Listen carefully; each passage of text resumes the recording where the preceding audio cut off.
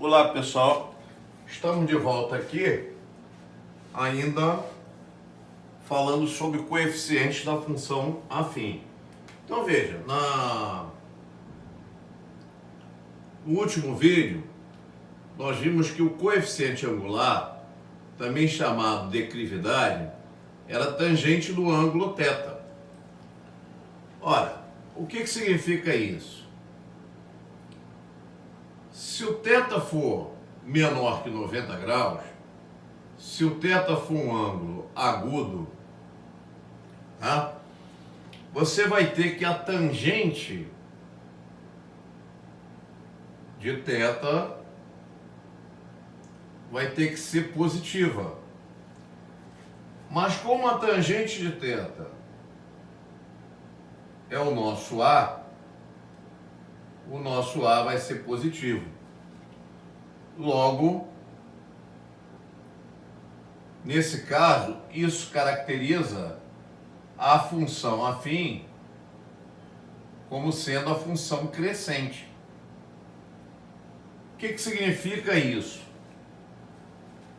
A função crescente significa o seguinte, que à medida que você aumenta o valor de x, automaticamente você aumenta o quê? O valor do y.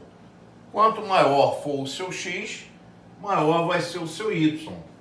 Tá? Então, isso é a característica da função crescente. Ora, se o delta for maior que 90, tá? E obviamente é menor que zero, né? Porque eu estou variando só de 0 a 180, de 0 até 90, tá? Se o θ for maior que 90, isso vai significar o seguinte, que a minha tangente, o ângulo é obtuso, e aqui a tangente vai ser negativa, tá? Aqui a gente está considerando o ângulo maior que zero, tá? E aqui menor que 180. Tangente de θ sendo negativo,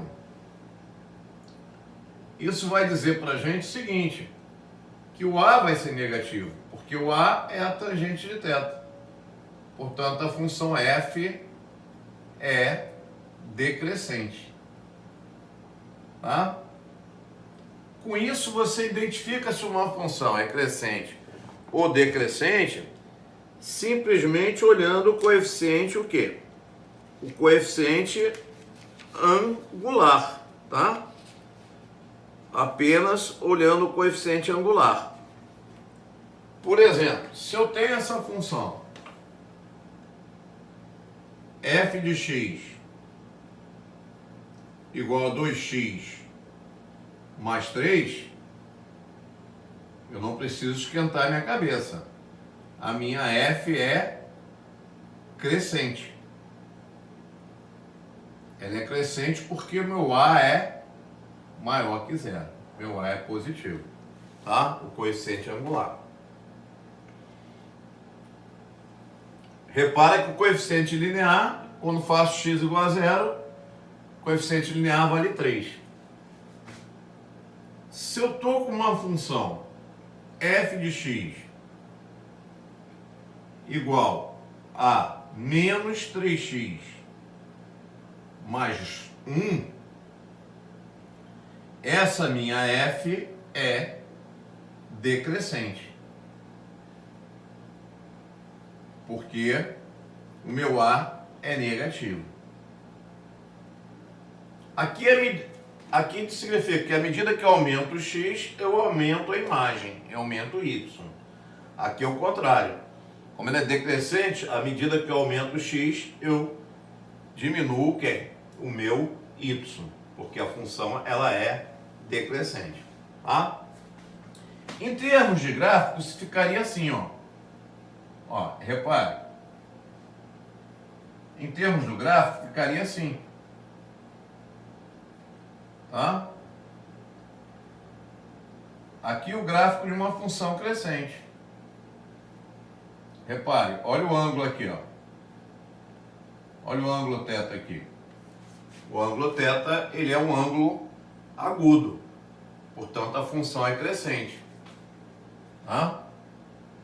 Se eu estiver com uma função decrescente, eu vou ter que ter um gráfico assim, ó. Repare o meu ângulo θ aqui, ó. Meu ângulo θ é um ângulo maior do que 90. A função é decrescente. Repare que tanto esse ponto como esse ponto, eles me dizem o quê? O coeficiente linear. 0 e o B. 0 e o B. Então, o coeficiente linear, não esqueça, né? Ele é o quê? Ele é a ordenada do ponto de interseção da reta com o eixo Y. Imagine, por exemplo, que você aqui, no exemplo 1, quisesse o ponto de interseção, quisesse o coeficiente linear. Como é que você faria? Bastaria você calcular o f de 0. Substituir na função o x pelo 0. Feito isso, ó, 2 vezes 0 mais 3. Você vai ter 3. Então, 3 é o B. É o coeficiente linear. Como eu falei, quando ele é positivo, ele foi marcado para cima. Ela cortou acima. Se por acaso, no 2, o f de 0, também vai dar positivo. Vai dar 1. Tá aí o coeficiente linear. Cortou acima da origem também. Se der negativo, porque está cortando o quê? Abaixo da origem. Tá? Então, nós temos aí o que é o coeficiente angular e o que é o coeficiente linear. Tá? Rapidinho, eu vou voltar a um problema aqui, tá? Para você ver quanto isso é importante.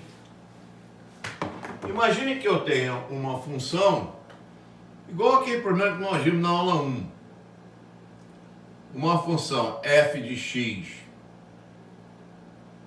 igual a x mais b, e ele me diga que f de 1 vale 3 e f de 2 vale 5. Tá?